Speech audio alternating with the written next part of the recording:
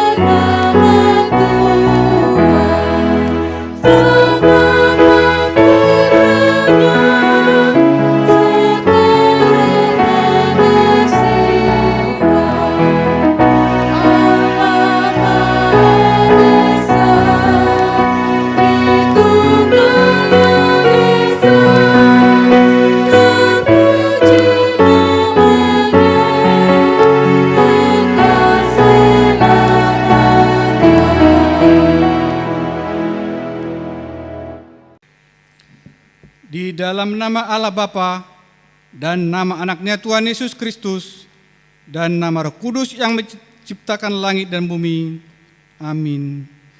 Berbahagialah orang yang bertahan dalam pencobaan, sebab apabila ia sudah tahan uji, ia akan menerima mahkota kehidupan yang dijanjikan Allah kepada barang siapa yang mengasihi Dia. Haleluya.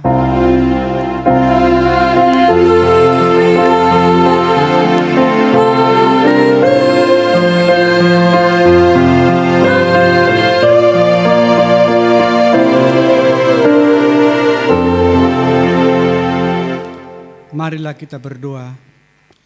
Ya Tuhan Allah, Bapa kami yang Maha Pengasih, kami berterima kasih kepadamu karena Engkau memanggil kami ke dalam pengharapan yang kekal. Karuniakanlah kepada kami Roh Kudus, supaya kami kuat dalam perlawanan mengalahkan keinginan-keinginan duniawi, dan supaya kami mencari hal-hal yang ada di surga. Kuatkanlah kami mengalahkan segala kuat kuasa kegelapan yang sanggup menghalangi perjalanan kami menuju kebahagiaan yang kekal. Teguhkan iman dan pengharapan kami, dan tumbuhkanlah dalam diri kami penguasaan diri, supaya kami menang pada akhirnya, pada saat mana kami akan menerima mahkota kemuliaan. Karena anak-Mu, Tuhan Yesus Kristus Tuhan kami. Amin.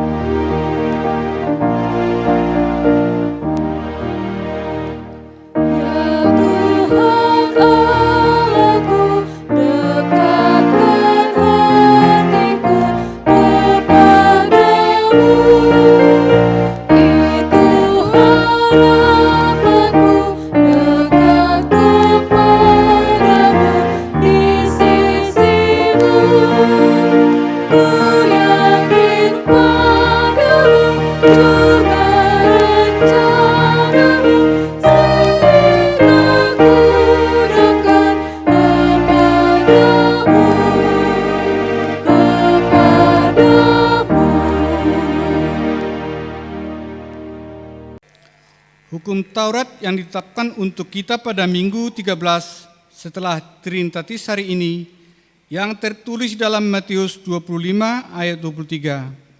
Maka kata tuannya itu kepadanya, baik sekali perbuatanmu itu, hai hambaku yang baik dan setia. Engkau telah setia memikul tanggung jawab dalam perkara yang kecil.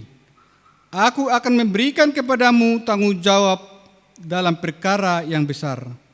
Masuklah dan turutlah dalam kebahagiaan Tuhanmu. Marilah kita berdoa untuk memohon kekuatan dari Tuhan kita. Ya Tuhan Allah, kuatkanlah kami untuk melakukan yang sesuai dengan hukum-Mu. Amin.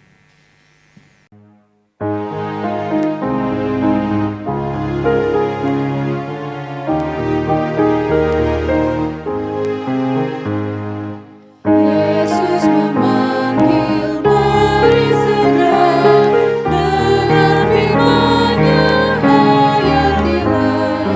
Yesus telah datang menyelamatkan, mari percayalah.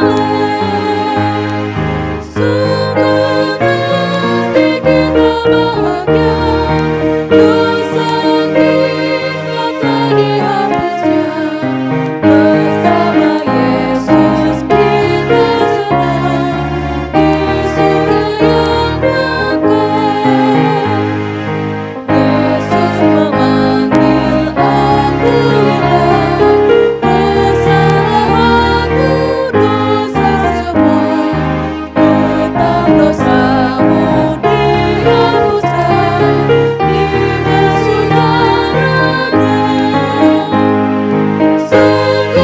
Sungguh nanti kita bahagia, dosa kita telah dihapusnya. Bersama Yesus kita senang di surga yang kekal.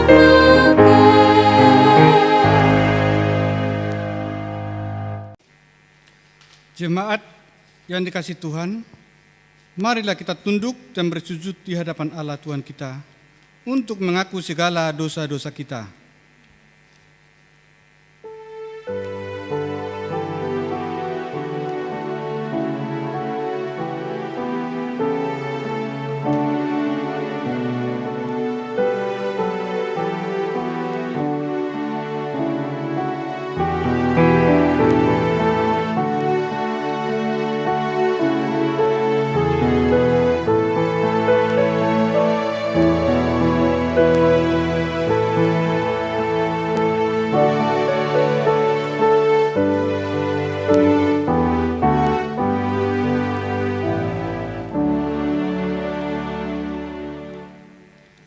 Ya Tuhan Allah yang Maha Kuasa dan Maha Benar, pengasih dan penyayang, bermurah hatilah Engkau, ya Tuhan, terhadap kami. Kami sering tidak melakukan apa yang Engkau inginkan dari kami. Bahkan kami lalai sebagai hamba-hamba-Mu untuk mengabarkan ke dunia ini tentang perbuatan-Mu yang ajaib dalam kehidupan kami. Kami selalu mengutamakan pekerjaan yang kurang berkenan di hadapan-Mu, ya Tuhan. Bermurah hatilah terhadap kami. Ya Tuhan Allah Bapa kami, bermurah hatilah terhadap kami. Jadikan kami supaya menjadi hamba-hamba-Mu yang taat kepadamu. Kiranya Tuhan mengampuni segala dosa dan kejahatan kami. Tiada yang lain yang dapat menjadi pelindung dan penyelamat bagi kami selain dari kasih sayang dan pemeliharaan-Mu yang tunggal. Kami tidak akan dapat mengandalkan kekuatan dan kekayaan di dunia ini untuk melepaskan kami dari segala mara bahaya yang sedang terjadi. Karena segala sesuatu yang ada di dunia ini hanyalah sementara. Karena itu, berilah kami hati yang tulus sebagai hamba-Mu, agar kami Engkau lepaskan dari penderitaan dan juga dari hukum karena dosa-dosa kami. Ya Tuhan Allah Bapa kami, bermurah hatilah terhadap kami. Jadikan kami supaya menjadi hamba-hamba-Mu yang taat kepadamu. Dari lubuk hati kami yang terdalam, kini kami mengaku, agar kami tahu bahwa Tuhan menginginkan kami saling melayani sebagai hamba dan saling mendahului dalam memberi hormat, seperti yang telah diperbuat Kristus terhadap kami. Karena itu, karuniakanlah kami ketenangan dan penghiburan di dalam pengorbanan anak-Mu, Tuhan Yesus Kristus, Juru Selamat kami. Amin.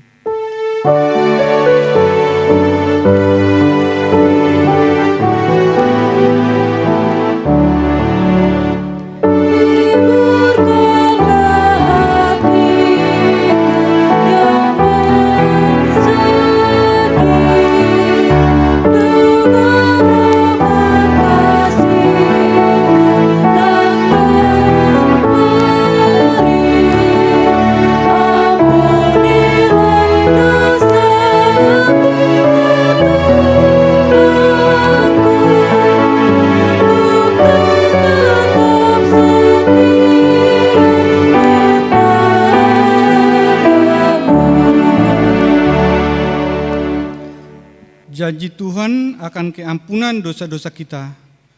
Kita mempunyai imam yang besar demikian, yang duduk di sebelah kanan tahta yang maha besar di surga. Karena itu ia sanggup menyelamatkan dengan sempurna semua orang yang oleh dia datang kepada Allah. Sebab ia hidup senantiasa untuk menjadi pengantara mereka. Kemuliaan bagi Allah di tempat yang maha tinggi. Amin. Amin.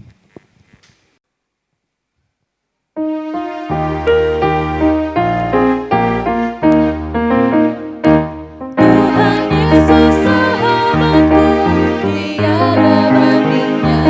Dia sangat istimewa bagiku. Dia sangat kupercaya, berkasih bagiku. Juru selamat yang menghapus dosaku. Menghibur hatiku di kala dukaku, dan menolong aku saat tersesat. Tuhan Yesus sahabatku, tiada bandingnya. Dia sangat istimewa bagiku. Firman Tuhan yang menjadi epistel Minggu 13 setelah Trinitatis hari ini tertulis dalam kitab Keluaran 18 ayat 17 sampai 23. Tetapi mertua Musa menjawabnya, tidak baik seperti yang kau lakukan itu. Engkau akan menjadi sangat lelah, baik engkau, baik bangsa yang beserta engkau ini. Sebab pekerjaan ini terlalu berat bagimu. Takkan sanggup engkau melakukannya seorang diri saja. Jadi sekarang dengarkanlah perkataanku. Aku akan memberi nasihat kepadamu dan Allah akan menyertai engkau. Adapun engkau, wakililah bangsa itu di hadapan Allah dan kau hadapkanlah perkara-perkara mereka kepada Allah. Kemudian haruslah engkau mengajarkan kepada mereka ketetapan-ketetapan dan keputusan-keputusan, dan memberitahukan kepada mereka jalan yang harus dijalani dan pekerjaan yang harus dilakukan. Di samping itu, kau carilah dari seluruh bangsa itu orang-orang yang cakap dan takut akan Allah, orang-orang yang dapat dipercaya dan yang benci kepada pengajaran suap. Tempatkanlah mereka di antara bangsa itu menjadi pemimpin 1.000 orang, pemimpin 100 orang, pemimpin 50 orang, dan pemimpin 10 orang. Dan sewaktu-waktu mereka harus mengadili di antara bangsa, maka segala perkara yang besar haruslah dihadapkan mereka kepadamu. Tetapi segala perkara yang kecil diadili mereka sendiri. Dengan demikian, mereka meringankan pekerjaanmu, dan mereka bersama-sama dengan engkau turut menanggungnya. Jika engkau berbuat demikian dan Allah memerintahkan hal itu kepadamu, maka engkau akan sanggup menahannya, dan seluruh bangsa ini akan pulang dengan puas senang ke tempatnya. Demikian firman Tuhan. Berbahagialah orang yang mendengarkan firman Tuhan serta memeliharanya dalam hatinya.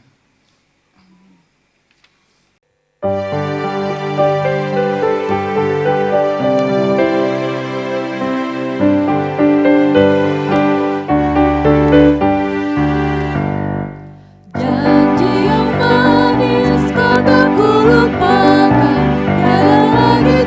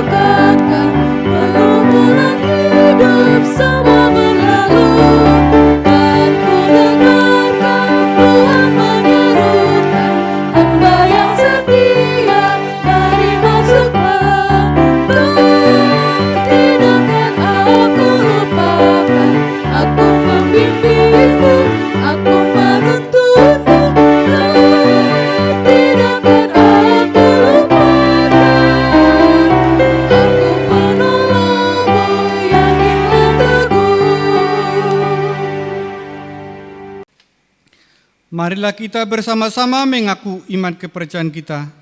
Sebagaimana teman-teman seiman di seluruh dunia, kita bersama-sama mengucapkannya. Aku percaya kepada Allah, Bapa yang Maha Kuasa, Khalik langit dan bumi. Aku percaya kepada Yesus Kristus, Anak-Nya yang tunggal Tuhan kita, yang dikandung dari Roh Kudus, lahir dari anak darah Maria, yang menderita sengsara di bawah pemerintahan Pontius Pilatus, disalibkan, mati dan dikuburkan, yang turun dalam kerajaan maut. Pada hari yang ketiga, bangkit pula dari antara orang mati, naik ke surga, duduk di sebelah kanan Allah, Bapa yang Maha Kuasa. Dari sana akan datang kelak untuk menghakimi orang yang hidup dan yang mati. Aku percaya kepada Roh Kudus dan adanya satu gereja yang kudus dan am, persekutuan orang kudus, pengampunan dosa, kebangkitan daging, dan hidup yang kekal. Amin.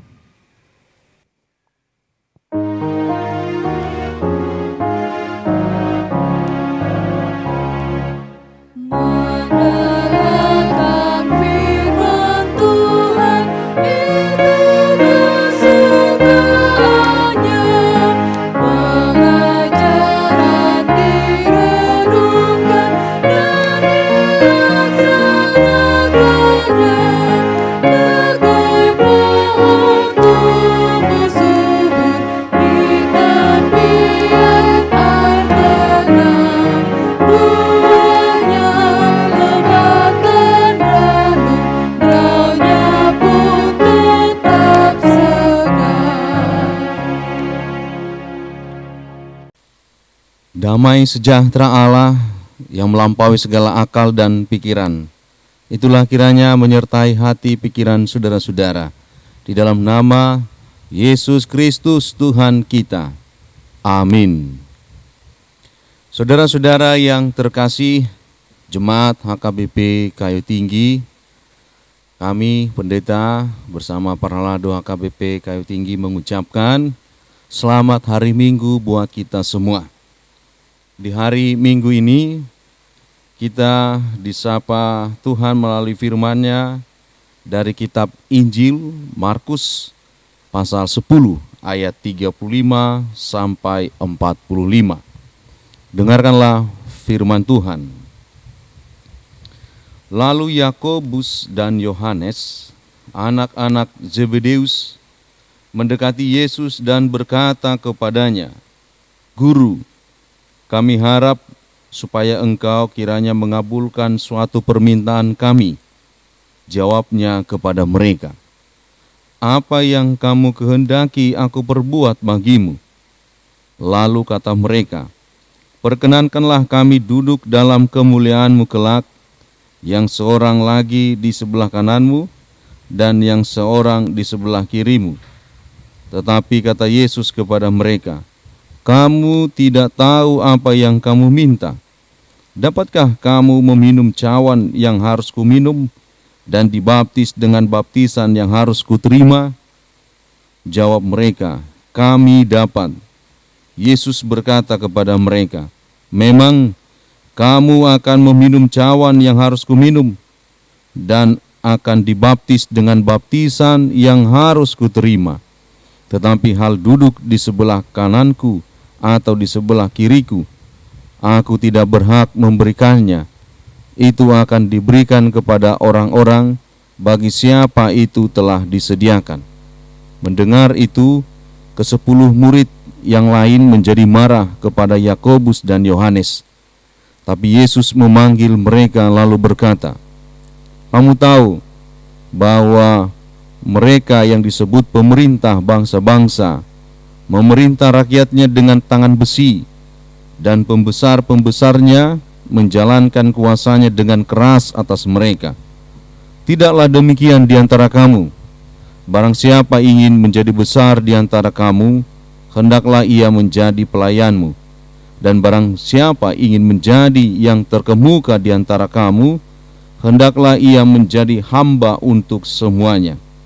Karena Anak Manusia juga datang bukan untuk dilayani, melainkan untuk melayani dan untuk memberikan nyawanya menjadi tebusan bagi banyak orang. Demikian firman Tuhan. Saudara-saudara yang terkasih, topik minggu kita yaitu kepemimpinan yang menghamba. Dari teks ini kita akan belajar bagaimana menjadi seorang pemimpin, bagaimana menjadi seorang yang akan duduk di sebelah kiri kanan Tuhan Yesus kelak, dan apa itu kesombongan dan kerendahan hati. Dari teks ini, saudara-saudara, ketika Yakobus dan Yohanes, mereka ini bersaudara, anak-anak Zebedeus, mereka mengikut Yesus, dan mereka ini termasuk murid kesayangan Yesus. Oleh karena itu mereka bertanya-tanya dalam hatinya, siapakah yang akan duduk di sebelah kanan dan kiri Yesus kelak di dalam kerajaannya? Mereka ingin tahu, mereka mengkhawatirkan siapa nanti. Oleh karena itu mereka memberanikan diri untuk mengusulkan mereka berdua ada di sebelah kanan dan kirinya. Saudara-saudara, ini sangat manusiawi. Abang adik saling memperhatikan dan saling memberikan posisi yang bagus, ya. Dan mereka ini memang berusaha juga untuk menjadi murid yang terbaik dari antara murid yang lain, sehingga mereka termasuk murid yang dikasihi Yesus. Saudara-saudara yang dikasihi Tuhan Yesus, tapi mereka sepertinya gagal memahami dari maksud dan perkataan Tuhan Yesus. Dalam perjalanan mereka di Injil Markus ini, sebelum tiba kita di teks pasal 10 ayat 35 sampai 45 ini, sudah 3 kali Yesus mengatakan bahwa dia akan mati, dia akan disalibkan. Oleh karena itu, ketika mereka bertanya tentang siapa yang ada di sebelah kiri dan kanan Yesus, posisi yang terbaik, sepertinya pertanyaan itu salah waktu, dan mereka itu pun gagal memahami perkataan Tuhan Yesus. Seharusnya mereka berempati, seharusnya mereka melihat dari perspektif baru, yaitu dari Yesus Kristus, bukan dari dirinya sendiri. Tapi saudara-saudara, sungguh Yesus adalah Tuhan yang baik, Tuhan yang maha mendengar. Maka dia bertanya kepada mereka berdua, apa yang kamu kehendaki aku perbuat bagimu? Saudara-saudara, Yesus pernah bertanya hal demikian kepada Bartimeus. Teks sesudah firman Tuhan di Markus 10 ayat 35 sampai 45 ini, yaitu apa yang kamu kehendaki aku perbuat bagimu? Waktu itu Bartimeus berkata, saya ingin melihat, karena waktu itu dia buta, dan Tuhan Yesus mengabulkannya. Tapi kali ini ketika Yesus bertanya kepada Yohanes dan Yakobus, apa yang kamu kehendaki aku perbuat bagimu? Mereka menjawab, mereka ingin posisi di sebelah kanan dan kiri Yesus. Maka dari jawaban itu, Yesus hendak mengajar para murid. Momen ini Saya harus ajar mereka tentang apa posisi itu, kepada siapa itu diberikan, bagaimana caranya untuk mendapatkannya. Dan Yesus juga ingin mengajarkan cara dunia dan cara kerajaan surga. Kesombongan itu apa dan kemurahan hati itu apa. Mari kita lihat dari ayat per ayat yang sudah disampaikan oleh Injil Markus ini. Ketika para murid mengetahui bahwa Yakobus dan Yohanes menginginkan posisi itu, mereka marah. Mereka memperdebatkan. Bahkan mereka sepertinya tidak rela Yakobus dan Yohanes kelak berada di kanan dan kiri. Apa hebatnya mereka? Kami juga bisa, kami juga sanggup. Kira-kira demikian. Atau bahkan mereka juga menganggap bahwa Yakobus dan Yohanes selalu ingin mengambil posisi bersifat oportunis, tidak untuk melakukan yang terbaik buat Tuhan Allah. Oleh karena itu saudara-saudara, ketika itu terjadi, Yesus mengajar mereka bahwa posisi itu adalah posisi di sorga nanti. Dan di ayat 38 caranya adalah bagaimana kamu nanti harus terlebih dahulu seperti yang saya lakukan, meminum cawan yang harus kuminum dan dibaptis dengan baptisan yang harus kuterima. Ya, saya sanggup, kata mereka. Dan memang terbukti semua para rasul nantinya akan mati martir. Mereka memberitakan Injil itu, kesaksian tentang Kristus itu, mereka nyatakan dalam hidup mereka.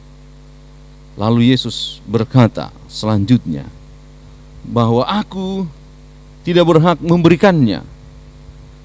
Posisi itu akan diberikan bagi siapa itu telah disediakan. Itulah yang dikatakan oleh Yesus di ayat yang ke-40.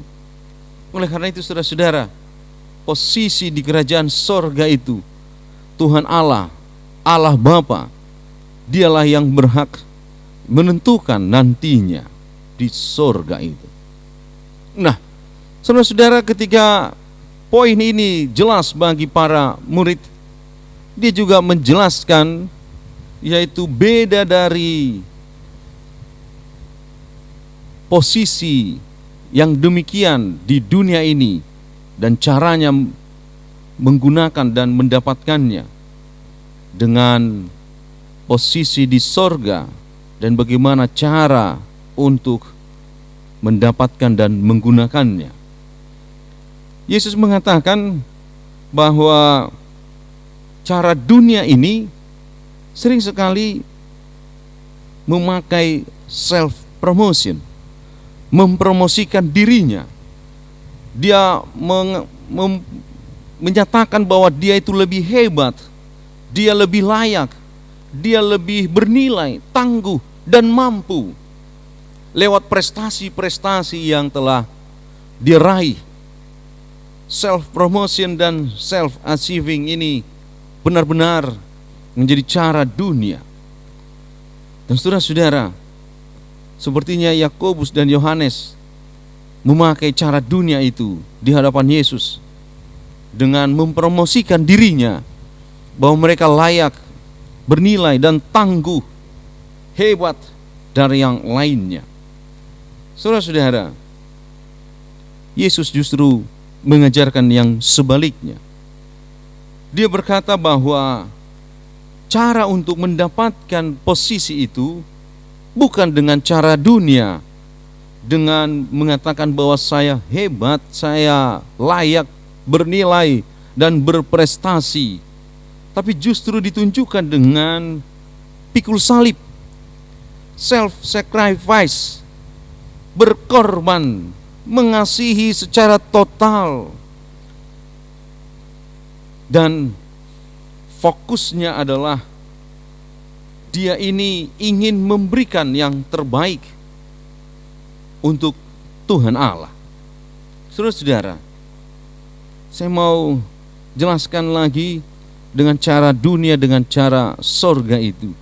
Cara dunia sering sekali hanya fokus kepada apa yang kita inginkan dari Yesus. Sedangkan cara sorga adalah dimulai dari apa yang telah kita dapat dari Yesus, dan itu yang kita berikan dan kita lakukan. Cara dunia fokus kepada apa yang kita inginkan dari orang lain. Sedangkan cara sorga itu fokus kepada memberikan apa yang orang lain butuhkan. Oleh karena itu, saudara-saudara, self-promotion, self-achieving, yang mengatakan bahwa saya hebat, saya bernilai, saya tangguh, saya berprestasi, dan sebagainya.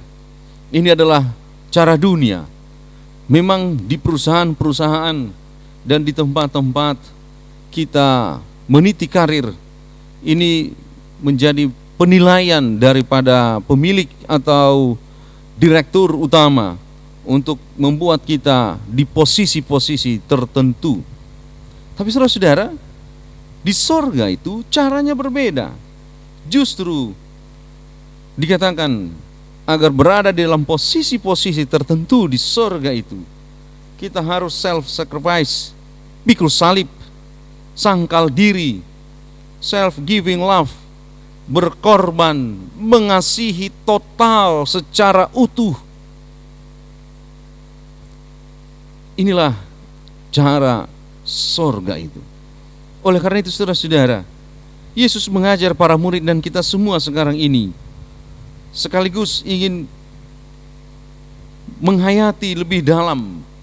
Tujuan Yesus datang ke dunia ini adalah misi keselamatan, dan kita diminta untuk ikut, untuk mau ambil bagian dalam misi Yesus itu, agar kita mengikuti cara-cara surga seperti yang dilakukan oleh Tuhan Yesus Kristus. Saudara-saudara yang dikasihi Tuhan Yesus, Yesus juga menjelaskan perbedaan antara kesombongan dan kerendahan hati. Dari teks ini secara dalam kita coba maknai apa yang disebut dengan yaitu kesombongan itu. Tentu dengan cara dunia itu, self-promotion dan self-achieving.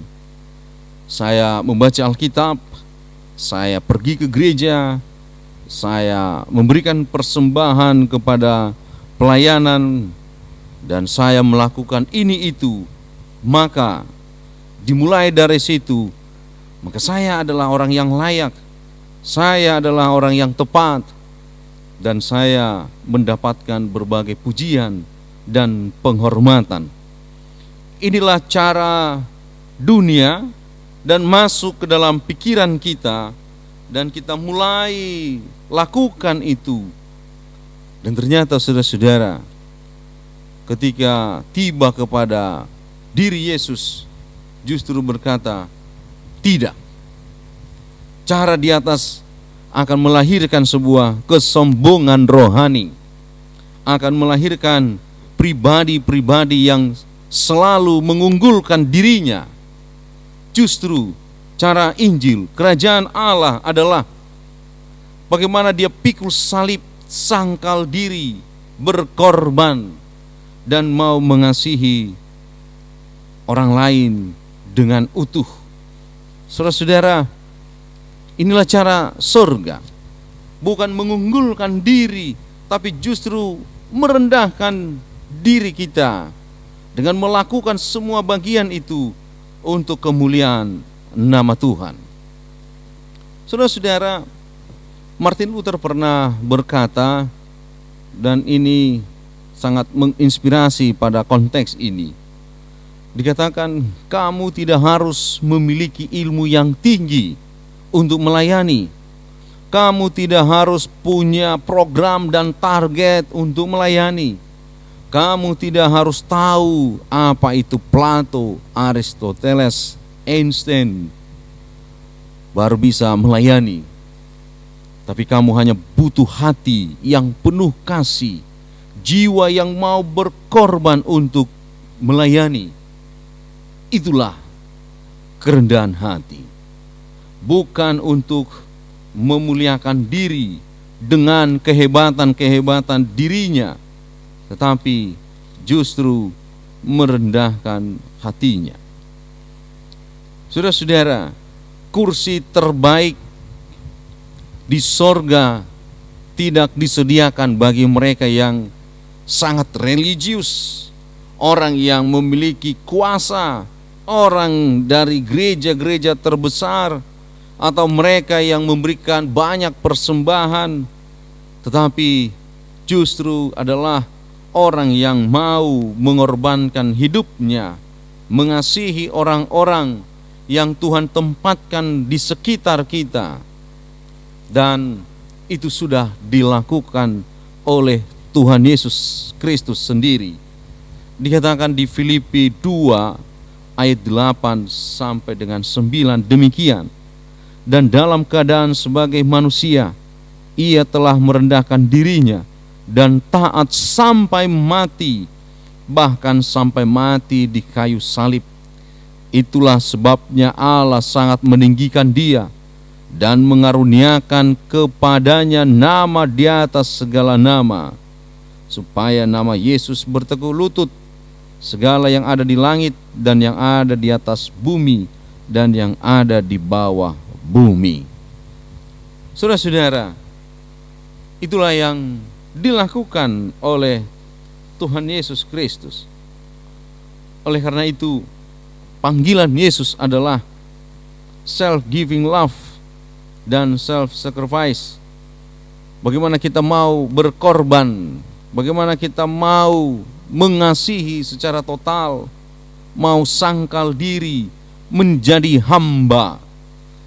Dan kalau ini sudah kita lakukan, saudara-saudara, maka kita akan mendapat posisi itu. Jangan lagi kita berpikiran untuk mengunggulkan diri dan membuat bahwa kita lebih layak, lebih tepat dari orang lain. Kursi terbaik di sorga disediakan bagi mereka yang mengikut Yesus ketika mereka itu mau melakukan pikul salib, melayani, menjadi hamba dan orang yang taat kepada Tuhan Allah. Oleh karena itu, saudara-saudara, teks ini mengajak kita untuk menjadi orang yang rendah hati, kepemimpinan yang menghamba. Mari kita menjadi seorang pemimpin yang mau berkorban, yang mau mengasihi secara total, dan mau yang namanya memberikan semuanya untuk kemuliaan nama Tuhan. Bukan sebaliknya, mengunggulkan diri, membuat dia hebat, lebih layak, lebih unggul. Kesombongan-kesombongan itu Tuhan tidak suka. Justru Tuhan akan merendahkan orang-orang yang tinggi hati. Amin. Kita berdoa. Bapa kami yang di sorga, terima kasih Tuhan buat firman-Mu yang telah kami dengarkan tentang permintaan para murid Yakobus dan Yohanes, posisi di sebelah kanan kiri Yesus di sorga kelak. Tuhan, kini Engkau mengajarkan kami bahwa untuk mendapatkan posisi itu kami harus sangkal diri agar memberikan hidup kami pikul salib. Biarlah Tuhan, apa yang Kau teladankan bagi kami melalui kematian-Mu di Golgota di kayu salib dapat kami teladani, dan kelak kami mendapat posisi itu kelak di sorga. Tuhan, ajarlah kami agar tidak tergoda dengan memakai cara dunia di dalam meraih posisi di gerejamu, di berbagai tempat dunia karir yang kami jalani, hidupi. Tuhan, berkatilah seluruh pemimpin kami, baik pemimpin gereja maupun pemimpin bangsa ini, agar merendahkan hati mereka, bahwa semua kuasa yang dari mereka itu berasal dari Tuhan Allah saja. Bapa, ajarlah kami juga untuk merendahkan hati kami, bahwa kami ini sebenarnya mendapatkan anugerah-Mu saja. Terima kasih Tuhan, berkatilah pemimpin bangsa kami, pemimpin gereja kami, dan orang-orang yang melayani, agar melayani dengan penuh cinta kasih dari-Mu, pikul salib dan sangkal diri. Berkati gereja-Mu, berkati bangsa kami. Dalam nama Yesus Kristus kami berdoa. Amin.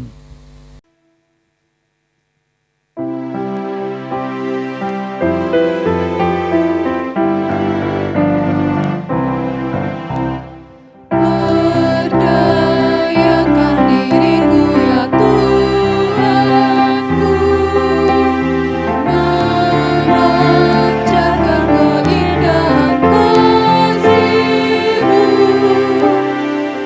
bagi sesamaku oleh Roh Kudus-Mu. Dari hatiku terpancar kasih-Mu. Berdayakan diriku ya Tuhanku, memancarkan keindahan rahmat-Mu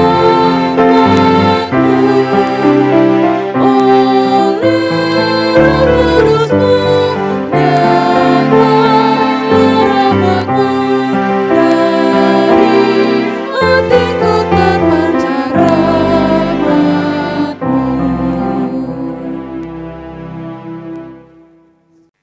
Saudara-saudara, kita terpanggil untuk menjadi hamba yang taat pada Tuhan.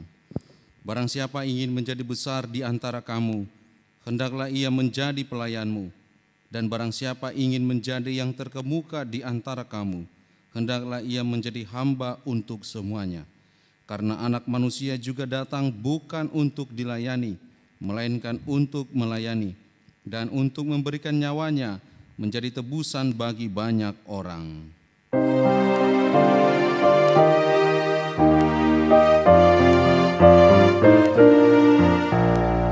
Jadilah berkat bagi semua, seperti Tuhan lakukan.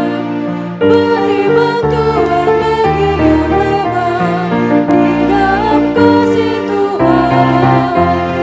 Pakailah aku jadi hambamu, bawa terang ke dunia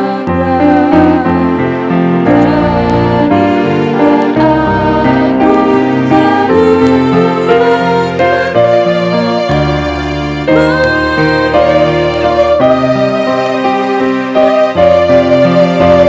Jadikan aku Marilah kita berdoa untuk menyerahkan persembahan kita kepada Tuhan.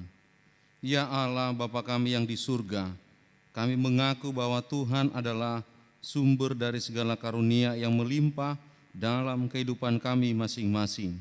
Sebagian daripada karunia itu kami serahkan kembali sebagai persembahan kepada Tuhan. Terimalah dan berkatilah persembahan umat-Mu ini, agar dapat kami pergunakan untuk pekerjaan dan pelayanan kerajaan Tuhan di dunia ini. Bukalah hati kami untuk mengenal betapa banyak berkat dan karunia yang kami peroleh dari Tuhan, supaya kami senantiasa bersyukur kepadamu di dalam nama Yesus Kristus Tuhan kami. Amin. Tuhan karunia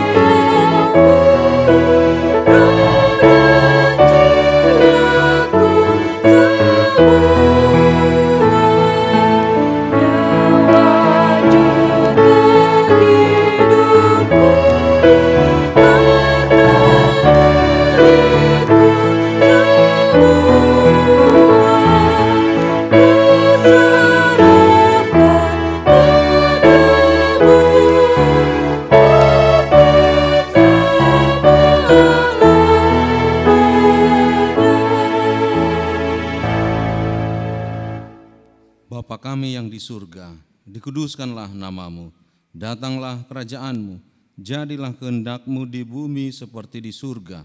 Berikanlah kami pada hari ini makanan kami yang secukupnya, dan ampunilah kami akan kesalahan kami, seperti kami juga telah mengampuni orang yang bersalah kepada kami. Dan janganlah membawa kami ke dalam pencobaan, tetapi lepaskanlah kami daripada yang jahat.